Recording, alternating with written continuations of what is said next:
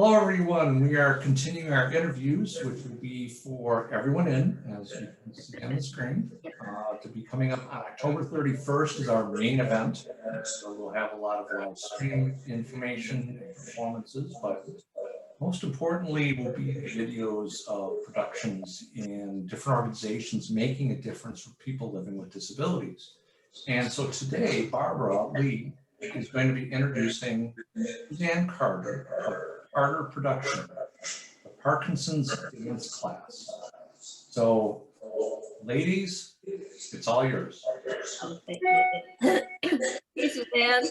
Hi, Barbara. Great to see you again. Good to see you too. Well, I had the pleasure of taking your class last week. So I'm hoping that you can tell us a little bit more about what led you into this. I've known you for years as a dancer and as a clown.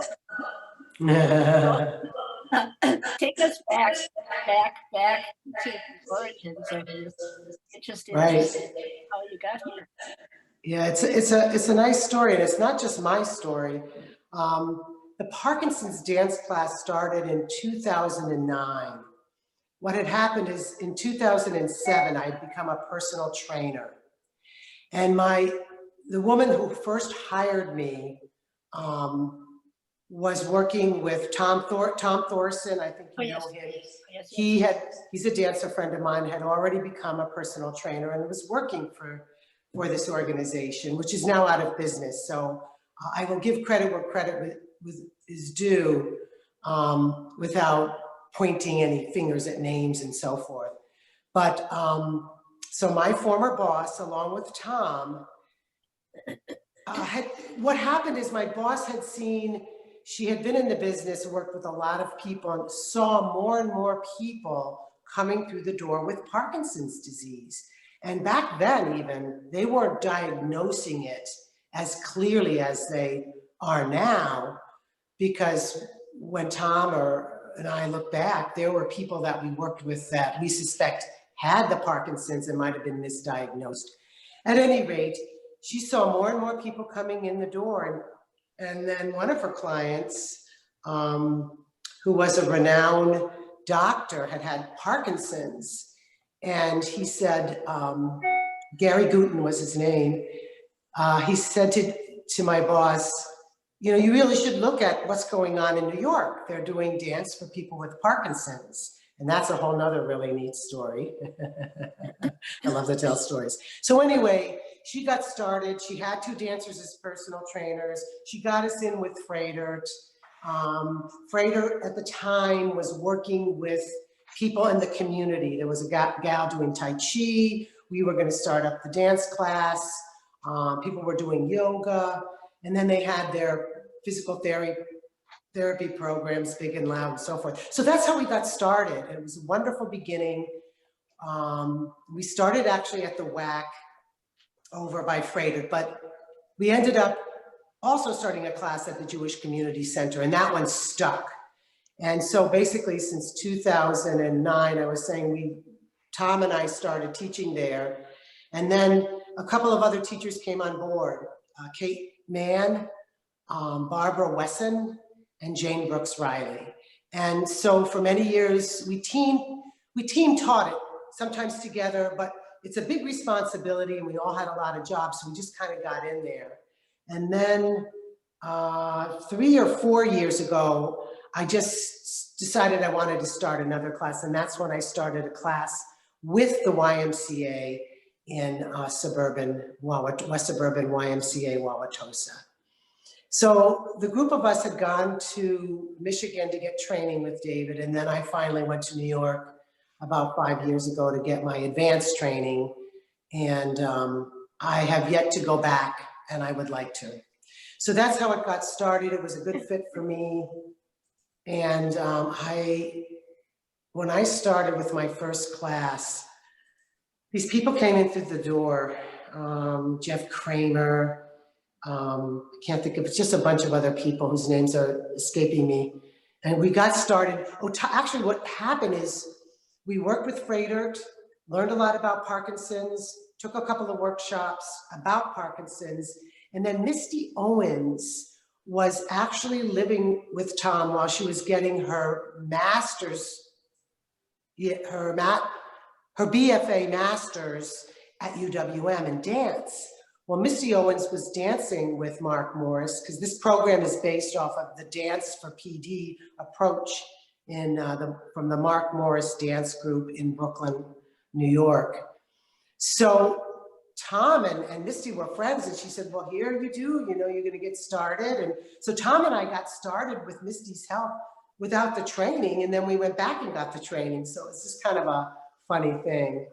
But my first class, I don't know, it was magical. And I just, when these people would start to move, I was very touched by it. There was something in the way they approached movement. And they're adult learners, they're not kids. So it was always a lot of fun. We cracked a lot of jokes. And it just stuck with me. It just stuck with me. In fact, I don't know if you want to hear another story, but when I first started to dance, decided I was going to go on as a modern dancer. My brother, who has passed away several years back, told me a story that I'd never heard from my other siblings. I called and said, Mom, I'm going to go into modern dance. Well, they're all in New Jersey. I'm out west studying modern dance, and my mother slammed the phone down and said, what the heck does she think she's doing? And Richard and Michael and my brother and my sister got that, you know, got the brunt of my mother's wrath, and I'm out west. And then years later, when I sent her the stuff that I was doing, it was written up in, we ended up also working with eventually with the WPA. Anyway, the program got written up and there'd be pictures of things that we were doing. And she finally looked at me and she said, you know, Susanne, now I understand why you did what you did and why you're doing what you're doing. Congratulations, full circle. So there's a lot of organizations, Barbara, I can't even remember all of them. I mean, we started with Fredert, and Vicky Conte would work with these community organizations. It was just a beautiful setup that were contributing to the whole picture. And then she retired and things changed, you know, different organizations. And now the WPA, Wisconsin Parkinson's Association, does exactly that. They are a wonderful organization, and they've come and bubbled to the top. And the APDA is in Wisconsin, is in Madison. So they do the same thing the WPA is doing in the Madison area. And the WPA is doing the stuff through the state, which is support groups. There's a process when you become diagnosed, there's a process that you would want to get involved with. And you get diagnosed, you want to get into a support group. And so the WPA trains facilitators, helps you to find out where that is. Then you want to start putting together your exercise and movement modalities. And that can be done in any combination. And it can be dance, it can be exercise, it can be treadmill, it can be Zumba, it can be weightlifting. In fact, another great story was this gentleman, John, and he had moved back to the area to be with closer to his family. And he was involved, there was a gal that was doing this treadmill, I can't remember her, Terry Steffen, had developed this treadmill program, walking backwards on the treadmill, forward, and then an exercise program. Anyway, he took it with her twice a week. And then on Fridays, he would take the dance class. And he'd walk in and he'd say, this dance class today is like nothing I'm doing all week long. And so it meant a lot. And then, so like I said, with WPA, so that's sort of then they do their, like you're doing a virtual program to educate people with disabilities, and WPA does that on an ongoing basis. And they have social events and fundraising, and it's the go-to place. So, Cool. And then of course, Dance for PD. If people wanted to take your class, what would they do? They can take my class. It's free. It's offered on Thursdays. They just have to be able to have the technology, as I was talking to Jory, the Zoom ability to get on to their devices with Zoom. They have to pre-register, so I sort of have to go through some preliminaries. How mobile are you? Emergency contacts. Have you ever done this type of thing before? You know, and so it's just some formalities. And then they can get the link and come in and start dancing with us. Most of the class is tailored to the situation. We used to dance together, and we used to move around the room a lot more. So it's a little bit more in the chair. It's based off of the Dance for PD model, which is done in the chair and then standing at this point, moving around a little bit in the space, or you can do it all in the chair. So we follow the template, we follow the protocols. So that's really all it takes. And it takes just a little bit of interest. Caregivers, if they want to take it along with their person that they love that has the Parkinson's, they're welcome to join us for free as well. And it's really about, with Zoom, I have dramatically changed my teaching, and I'm kind of excited about it. I'm looking for deeper connections. I've had more time to plan my classes. I see it more, not as a personal training. Oh, we're getting this muscle to do this thing.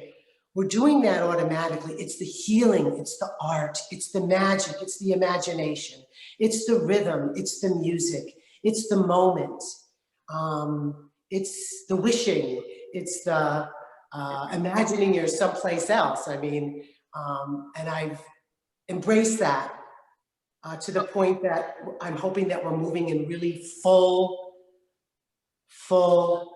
range of motion with feeling and empathy and all that kind of, sometimes we have choreography, as you well know, Barbara, and you can handle all of this because you're so smart and so you know, agile and so open. You know, it's keeping the mind open. But some of the patterns are set, we call choreography. Sometimes I'm asking them to make up movements on their own, not always, but sometimes. And then sometimes the things I'm doing have a concept, but it's not scripted with every little punctuation mark. Well, one thing I noticed in your class is that it's a lot of fun. Oh, I suppose, yeah. Oh, I'm glad to hear that. I just honestly, at every class, I become so touched by the music, the way people move. Like when you took the class, I had this experience, Jory might be interested. It's the first time this has happened on Zoom. Barbara joined the class and I felt energy from the students for the first time coming my way, like I was really in the room with them because I know her so well. And then I translated to everybody else and they boosted up their interest and their effort to a different level, to the point that I really felt we were like dancing, not like a kick line or anything, but we could do that too. We could do that. It's all valid. Well, But we were really dancing together.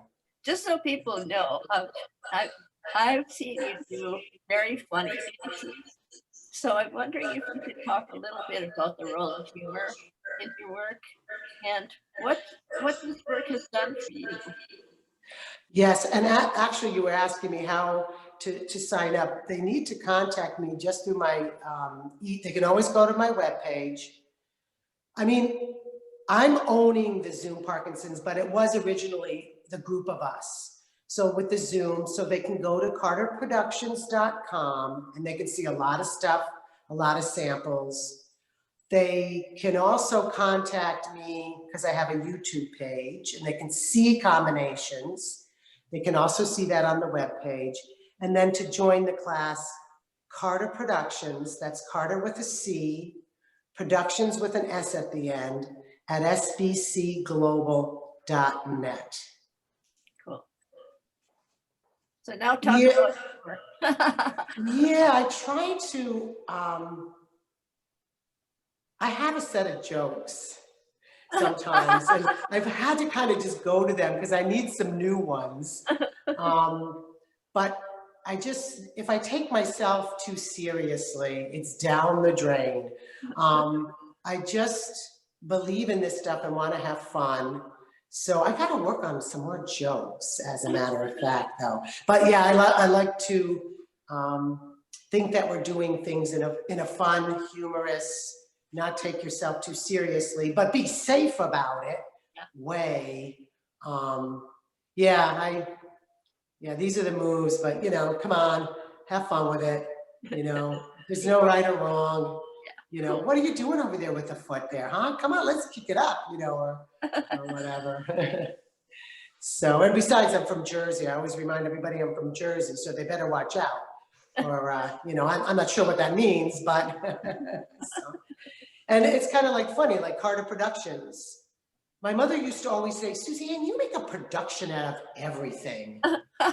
So Carter Productions was great. And then the other thing was, I started doing I had been dancing in companies in New York, and then not in any big famous companies, but a few little companies. And then Susie Bauer here and Panish and Banish. But then when I turned 50, you'll love this story. I knew nobody was going to hire me as a dancer, so I figured I'm going to do my own shows. I'm going to just make myself main stage. So my first show was Welcome to My Midlife Crises. But I don't perform on stage anymore. I am retired from that. And my goal, actually, Barbara, you were inspiring me, is I saw this legacy thing that you're working on with your webpage, and I'm going to try to get a little sample and explanations of all my shows as a legacy to my students and to my kids and grandkids. Yes, excellent. But anyway, like that. And, so, and then I'm retired a little bit from personal training.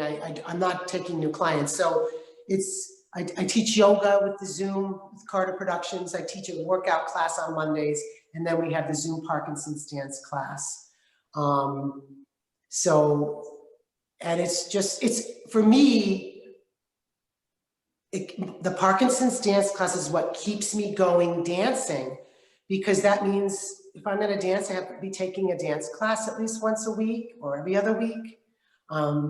Get online. Now I can get online and study with David. He's I can just access it, because they weren't online free previously. And I was telling Jory, I hadn't seen, he's almost as wonderful as you, Barbara, David Leventhal. So David Leventhal was a dancer with Mark Morris. And what happened to them, they bought this building in Brooklyn. And there was a woman by the name of Ollie Westheimer, I believe that's the correct name, or Westheimer, I think. And her husband was a very well-known doctor in New York who got Parkinson's. So she headed up the Brooklyn Parkinson's Association or something. So she was in the building that the Mark Morris company had bought and were starting to move into teaching their classes. And they said, well, we'll do outreach classes. So Ollie Westheimer comes knocking on their door, and she said, would you guys consider doing a dance class for people with Parkinson's? And that's how it really got started. Wow. With the Mark Morris Dance Group. And that was, I think, 2 years back further than we started, something like that. And then, of course, we followed their model. And there was also the Hubbard Street Company in Chicago at the time was doing something with Parkinson's. But Mark Morris Dance Group is the one. So David left the company to run the organization under the Mark Morris. So you can imagine how Mark Morris was thrilled to lose a good dancer, but no, and Misty Owens and Higginbotham, I think it was David Higginbotham. I think they're the three, I think I have that right. The three original organizers, and David was the director. Misty went back to Texas for different reasons. She had to leave the company and run her family's dance studio there. She brings in a lot of tap dance, and it's really cool. David does a lot with the modern, and so people have different they have a plethora of teachers that teach once a week, and it's all from, each person teaches a different day. This is so Yeah. cool, Suzanne. I mean, just getting your background, but also the background of this whole method of teaching is pretty awesome. Yeah, thanks, I appreciate that. It's not willy-nilly. There's a gal in the state. There's a couple of people that are certified. I have not become certified. I am interested in becoming certified, but I do have a lot of experience, which does count for something. And we're trained with him.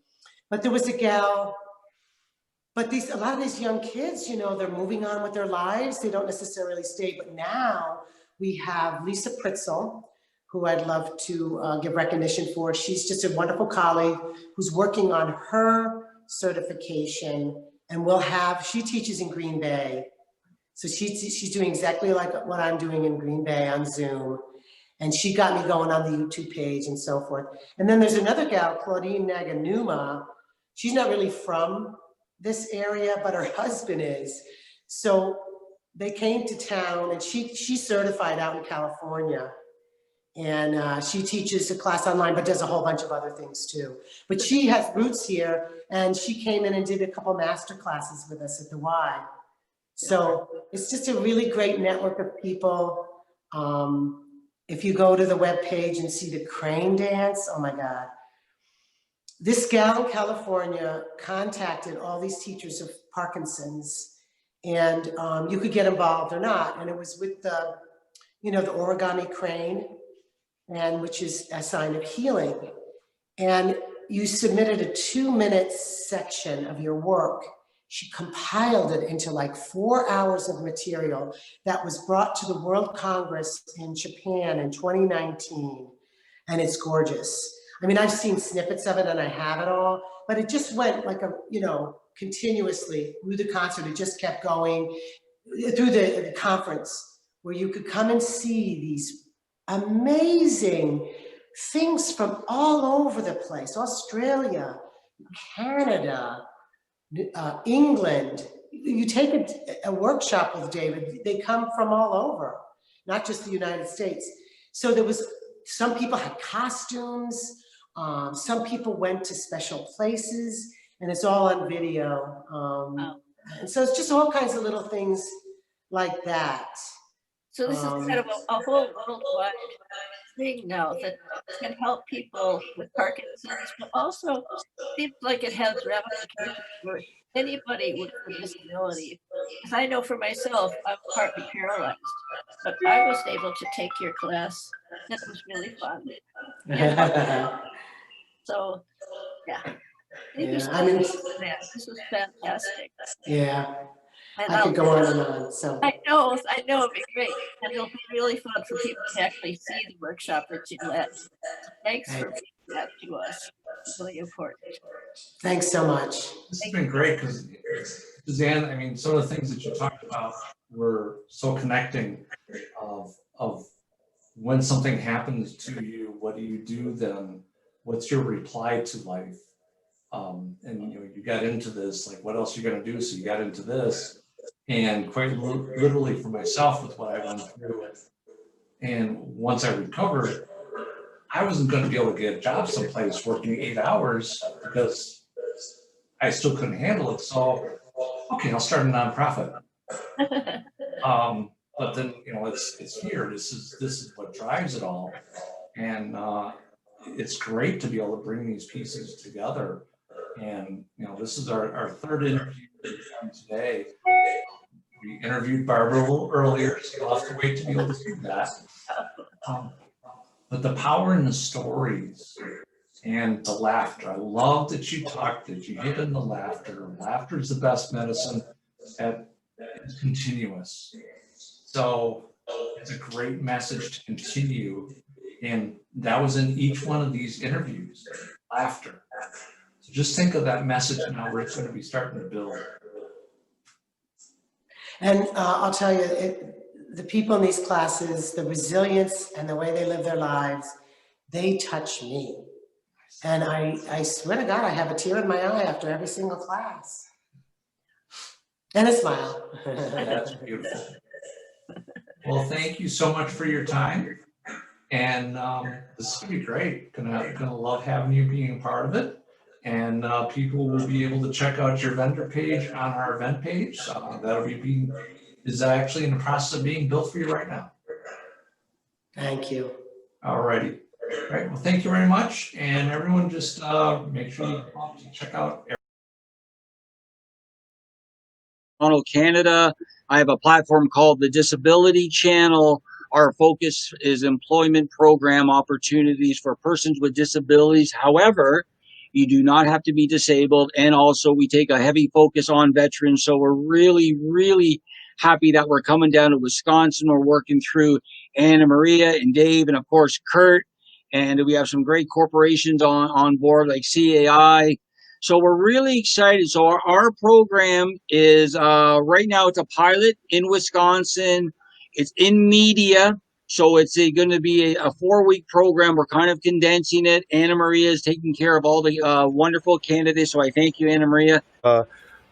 Jay, because I want you to talk we're talking about, the ADA Act and the 30-year anniversary of that here in the States, but what the Disability Channel is trying to do in the media, I think, is really, it's fun to be a part of that, where it's come from the grassroots up there, and I get to be a part of it here, and we teach and educate the world, and we've gotten Marcus and Anna Marie. So what opportunities are going to open up because of the Disability Channel's involvement? Well, what we want to do and start in Wisconsin is duplicate what we have up here in Toronto and across Ontario. So what we're doing up here in Toronto is we have the federal and provincial government along with the private and business sector, and we connect with the persons who are on disabilities who receive assistance through provincial or federal funding, and we set up a plan to get them off assistance, either full-time or part-time, and they learn a skill. So they learn a hands-on skill. So we up here in Canada, we have a 4 to 14 week program where it's a paid internship, 2 days a week. You come into our studio or now online, right? Obviously because of COVID, right? And you learn a skill one day and then you implement the skill the next day. So Tuesday you learn, Thursday you implement, you get paid. Within the 14-week program, we have liaison officers working with our corporations to set up hopefully a full or part-time job. We also employ a lot of people with mobility so they can work from home, which is perfect for what we do. And what we want to do is we want to bring that down to the States. So really what we focus on media. So it's kind of like a 5-step program. So we teach high-end social media to promote your event, your show, your goods or services. We sit down, we teach you how to do pre-production. So we go through the event. So whatever the event you want to do. So basically script writing, right? So you want to plan your event, attach all the pieces, and then we go into production. So we also teach you how to do audio production, script writing, accessibility to websites, hosting, work the camera, become a director, a producer, an executive producer. We produce the product, then we go into editing. So we put all the bells and whistles on it. Dave knows this. Obviously, he's a wonderful editor, host, cameraman, production person, salesperson, everything. So we go into editing, right? So that's piece 4. So at the end of editing, we have one complete piece to showcase persons with disabilities, showcasing abilities. That's what we're all about, by and for persons with disabilities, showcasing abilities. And then we hit it with our social media, phase 5. And there we go, just like we did at the Super Bowl 3.